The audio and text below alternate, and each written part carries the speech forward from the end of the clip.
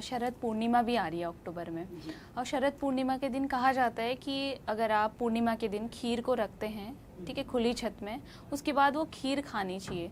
तो क्या कहा जाता है कि उस दिन चंद्रमा जो है अमृत गिराते हैं, क्या ये कितने हद तक सही है और क्या है इसके पीछे? बिल्कुल पूर्ण सत्य है, इसमें कोई संदेह नहीं है, क्योंकि शास्त्रों में ही ये दिया हुआ है कि जब शरद पूर्णिमा की स्थिति आती है तब चंद्रमा का जो अमृतपान होता है वो सभी के लिए विशेष हो जाता है, यानी वो अमृत की वर्षा करते हैं। इसी वजह से हमारे ग्रंथों ने कहा है, यहाँ तक कि आयुर्वेद में भी आपको चरक संहिता में इन चीजों के बारे में पढ़ने को विस्तार पूर्वक मिलेगा कि शरद पूर्णिमा कितनी विशेष हो जाती है। और इस समय पर आप खीर बनाते हैं रात्रि के समय, उस खीर को चंद्रमा की रोशनी में रखते हैं, तो ये ना सिर्फ आपके आर्थिक स्थिति को शुभता देता है, ये आपके स्वास्थ्य को भी शुभता देता है।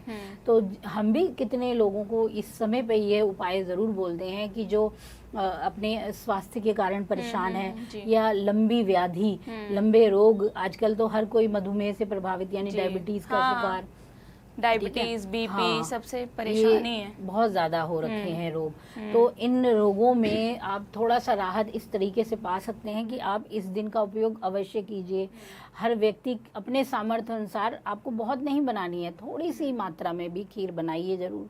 दूध का उपयोग कीजिए, चावल का उपयोग कीजिए, उसका उपयोग करके खीर बनाइए और उस खीर को चंद्रमा की रोशनी में अवश्य रखिए, ठीक है, उसका सेवन अवश्य कीजिए।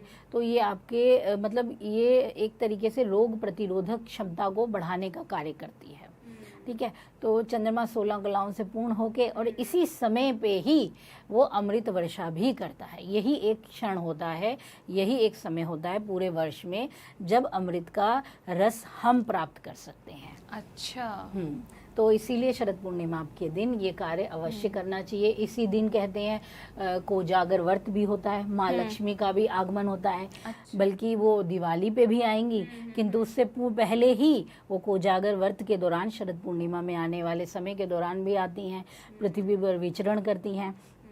तो इसी दिन इसीलिए हम खीर बनाने की वो करते हैं, ठीक है। अगर कोई खीर वैसे नहीं बना सकता चावल की, तो मखाने से बनाएं, ठीक है, दूध का भोग लगाएं। और लक्ष्मी जी का अब आपने कहा था ना कि मैम धन संपदा कैसी रहेगी, हाँ, मेरा एक क्वेश्चन यही था। आपने लक्ष्मी जी और आर्थिक स्थिति की बात तो करी कि अमीर कैसे बने?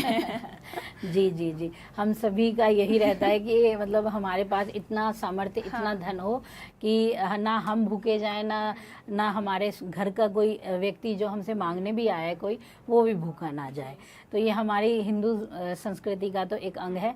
तो अगर हम अपनी आर्थिक स्थिति को शुभ बनाना चाहते हैं, अमीर बनना चाहते हैं, अमीर केवल धन से ही नहीं है, हर चीज़ से व्यक्ति बनेगा। फिलहाल तो लोग चाहते हैं धन से कैसे बने। नहीं, मैं धन के साथ साथ चाहूंगी कि व्यक्ति मन से भी बने, तन से भी बने, हर चीज से। तो मैं उसी का ही उपाय बताना चाहूंगी अपनी तरफ से भी कि देखिए बहुत सारे अच्छे दिन है अश्विनी, ये जो आएगी हमारी जो पूर्णिमा आने वाली है, ठीक है।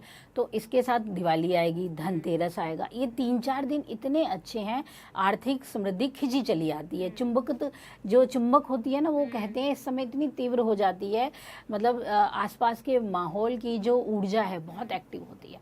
तो इस समय पे आप क्या कीजिए, चाहे आप दिवाली पे कीजिए, चाहे धनतेरस पे कीजिए, फिर चाहे शरद पूर्णिमा के दिन कीजिए, आप लोग क्या कीजिए, गोमती लीजिए, गोमती चक्र होते हैं, ठीक है, गोमती चक्र लीजिए, 11 के करीब लीजिए या 7 के करीब लीजिए, ठीक है। इन गोमती चक्रों को आप जो हमारी शरद पूर्णिमा आएगी उस दिन इन पे लाल रंग का सिंदूर लगाइए, ठीक है। सिंदूर लगा के इन्हें लाल कपड़े में या फिर पीले कपड़े में, इन दोनों में से कोई भी एक छोटा सा कपड़ा लीजिए, उसमें इन्हें बांधिए, ठीक है। इन्हें बांध कर और अपना ना लक्ष्मी जी का मंत्र जरूर उच्चारण कीजिए या फिर लक्ष्मी जी का स्तोत्र पढ़िए। जो व्यक्ति जो कर सकता है, संभव है जिसके लिए, जो संस्कृत नहीं बोल सकते, वो हिंदी में उच्चारण करें। सामान्य रूप से माता लक्ष्मी से प्रार्थना करें कि माँ लक्ष्मी आप हमारे पास आएँ, हमें हर तरीके से समृद्धि दें, सुख दें, ठीक है। ये कहते हुए उस पोटली को रखें और दीपक जलाएं एक, और फिर कुछ मतलब उस दिन, उस रात्रि, यानी वो आप शरद पूर्णिमा के दिन करें, दिवाली पे करें या धनतेरस, उस रात्रि उसे रहने दीजिए अपने विग्रह में, मंदिर स्थल में, और उसके पश्चात अगले दिन सुबह उसे अपनी तिजोरी में रख लीजिए।